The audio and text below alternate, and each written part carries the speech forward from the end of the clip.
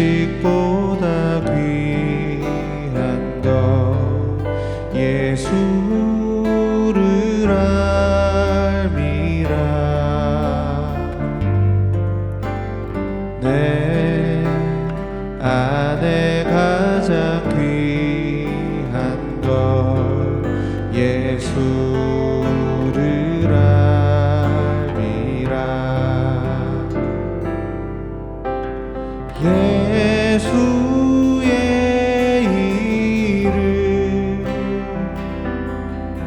존귀한 그 이름 예수의 이름 능력의 그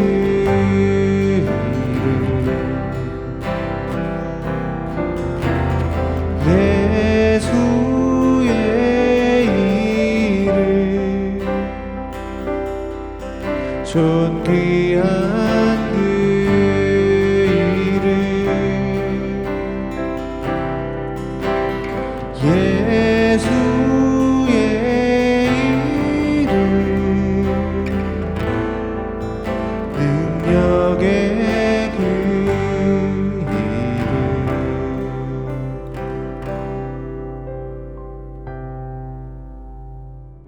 사랑하는 자들아, 거류민과 나그네 같은 너희를 권하노니 영혼을 거슬러 싸우는 육체의 정욕을 제어하라.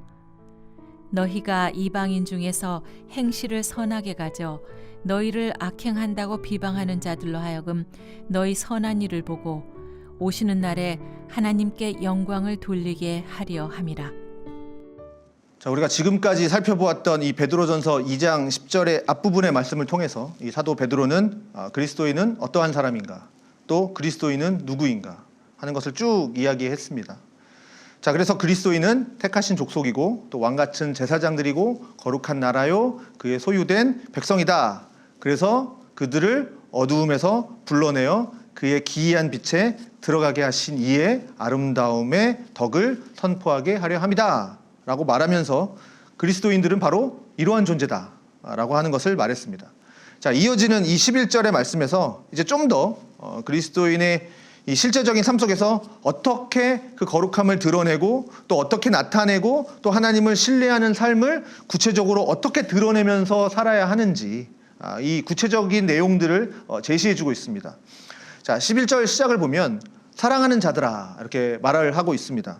그러면서 다시 한번 이 신자들이 어떤 사람들이냐, 거류민과 나그네와 같은 너희다라고 말을 하고 있습니다. 자, 거류민은 집을 떠나서 사는 사람들을 말하는 거고, 또 나그네는 여러 곳을 옮겨 다니면서 사는 사람을 말하고 있습니다. 1장 1절에 보면 이 편지를 시작하면서 베드로는 흩어진 나그네 같은 너희들이라고 이렇게 표현을 했는데, 자, 예수 그리스도를 믿는 그리스도인들, 그 당시에 예수를 믿던 사람들, 그리고 지금 이 편지를 읽고 있는 우리들도 흩어진 나그네들이다. 거류민과도 같다. 즉, 이 땅에서 잠시 머무르는 것이고 결국 우리의 본향은 이 땅에 있는 것이 아니라 하늘에 있는 것이다. 그래서 이 땅에서는 나그네와 같고 거류민과 같다. 그러면서 다시 한번 성도들을 향해서 이렇게 거류민과도 같은, 또 나그네와 같은 너희들 이렇게 라고 하면서 사도 베드로는 말을 하고 있습니다. 자, 그러면서 사랑하는 자들, 거류민과 나그네 같은 성도들이 이 땅에서 어떻게 무엇을 행하면서 살아야 하는가? 가장 먼저 말하는 게 이거죠. 너희를 권하노니 영혼을 거슬러 싸우는 육체의 정욕을 제어하라. 자, 여기 권한다라는 거 그냥 단순히 가볍게 뭐 권한다 이런 뜻이 아니고요. 이것은 아주 강력하게 말한다. 강력하게 너희에게 호소한다. 너희에게 강하게 촉구한다. 이런 표현입니다. 그러니까 너희에게 권하노니 강하게 너희에게 말하는데 무엇을 말하냐면 영혼을 거슬러 싸우는 육체의 정욕을 제어하라. 자, 육체의 정욕, 그러니까 육체로부터 오는 여러 가지 욕구들, 물론 우리가 살면서 육신적인 욕망이 당연히 있는 것이죠. 그러나 여기서 말하고 있는 이 육체의 정욕은 하나님 밖에서 만족을 얻으려고 하는, 그러니까 어떤 세상적인 욕구, 그런 욕망들을 말하는 겁니다. 하나님 밖에서 찾으려고 하는 거. 그런데 이 육체의 정욕이 특징이 있는데 영혼을 거슬러 싸우는 거죠. 이것이 영혼을 거슬러 싸우는 인간의 본성입니다. 즉 거듭난 영혼의 의지와 싸우는 육체적인 욕망, 그러니까 세속적인 욕망, 그거를 말하는 거죠. 그러니까 사도 바울 역시 이 갈라디아서 5장에서 성령을 따라 행함으로 육체의 소욕을 버려라, 육체의 욕심을 이루지 말아라, 그렇게 말을 하였습니다. 자, 육체의 소욕, 육체의 욕심, 이것은 성령을 거스르는 일이고 반대로 성령이 육체를 거스르는 일이다. 이것을 갈라디아에서 5장에서 말씀을 하고 있는 것이죠. 그러면서 더욱 육체의 일을, 그러니까 음행과 뭐 더러운 것과 호색과 우상숭배와 주술과 원수 맺는 것과 뭐 분쟁과 시기, 분냄과 당짓는 거, 뭐 분열과 이단, 투기와 술취함, 방탕함, 그런 것들이다. 이 육체의 일이. 이러한 육체의 정욕은 영혼을 거슬러 싸운다라고 했습니다. 또 영혼은 육체의 정욕을 거슬러 싸웁니다. 자, 그래서 신자의 마음은 이렇게 항상 영적인 전쟁터와도 같은 것이죠. 그래서 그리스도인들은 즉 육체의 소욕, 그러니까 영혼을 거슬러 싸우는 이 육체의 욕망, 정욕, 이것들과 싸워야 되는데 결국 이 전쟁에서 승리하기 위해서는 자신의 힘으로, 내 힘으로 싸울 것이 아니라 성령의 도우심을 입어야만 육체의 정욕을 이길 수가 있습니다. 그래서 우리는 성령을 따르면서 살아야 하는 것이죠. 여기서 정욕을 제어하라 하는 것 역시 멀리해라. 그래서 죄악된 욕구를 우리는 계속적으로 멀리해야 하고, 그리고 우리 스스로도 이러한 것에 빠지지 않도록, 그것을 탐닉하지 않도록 우리를 지켜나가야 하는 일들이 필요한 것입니다. 그래서 탁월한 이 구원을 받은 천사들도 알고 싶어하는 그 놀라운 구원을 받은 이 그리스도인들, 그래서 그들의 신분이 정말 아름다움을 선포해야 하는 그리스도인들은 이렇게 육체의 정욕을 멀리하는, 육체의 정욕을 제어하는 것이 가장 우선적으로 언급되고 있는 표현이라는 사실이죠. 이어서 12절에서 주는 말씀은 그렇게 영혼을 거슬러 싸우는 그런 육체의 정욕을 제어하는 사람들은 또한 행실을 선하게 가져야 한다라는 것이죠. 이 행실이라고 하는 것, 매일매일의 삶의 양식입니다. 그래서 그리스도인들이 매일매일 살아가면서 이런 선한 삶의 양식을 가지면서 살아가야 한다라는 것이죠. 그런데 지금 이방인 중에서라고 했습니다.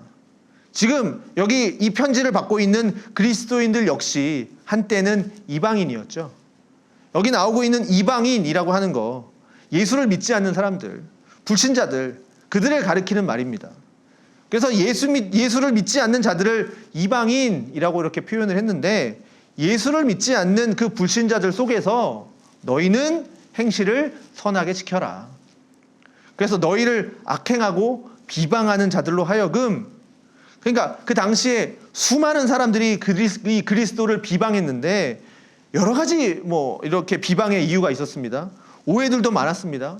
뭐 예를 들면 그리스도인들은 뭐 사람을 잡아먹는다, 이렇게 오해하기도 했습니다. 성찬 때 이렇게 뭐 피와 살을 먹는 사람들, 뭐 이렇게 얘기했죠. 그러니까 그리스도인들이 악행을 하고 있다라고 이렇게 비방하고 있는 많은 이방인들 앞에서 너희의 행실을, 선한 행실을 가져라, 선한 행실을 행하여라. 그리스도인들을 비방하는 이 사회 모습 속에서 선한 행실을 갖는 것이 중요한 일이다. 자, 이것이 오늘날 지금도 마찬가지 아닐까요? 지금도 그리스도인들, 교회를 향해서 세상에 많은 사람들이 교회를 비판하고 그리스도인들이 선하지 못하다 그렇게 생각하고 그리스도인들이 악한 일을 행하는 것을 보면서 교회에 대한 뭐 불신을 갖고 그런 일들이 많은 지금의 이 상황 속에서도, 그러니 우리들은 이 불신자들과 함께 섞여서 생활하는 그 생활 속에서 선한 행실을 갖는 것이 매우 중요하다. 그냥 너희는 택하신 족속이요, 뭐 왕 같은 제사장이요, 뭐 거룩한 나라요, 그런 것만 생각하고 있을 뿐만 아니라 정말 그것을 드러내는 삶을 살아야 한다라는 것이죠. 이뿐만 아니라 3장 1절에도 가면 아내들에게 권면을 할 때도 너희의 행실로 말미암아, 그러니까 아내의 행실로 말미암아 믿지 않는 남편이 구원을 받게 하려 함이라 라고까지 표현하면서 복음을 전함에 있어서 이렇게 행실의 중요함, 삶의 모습의 중요함을 강조하고 있는 것을 우리가 볼 수가 있겠습니다.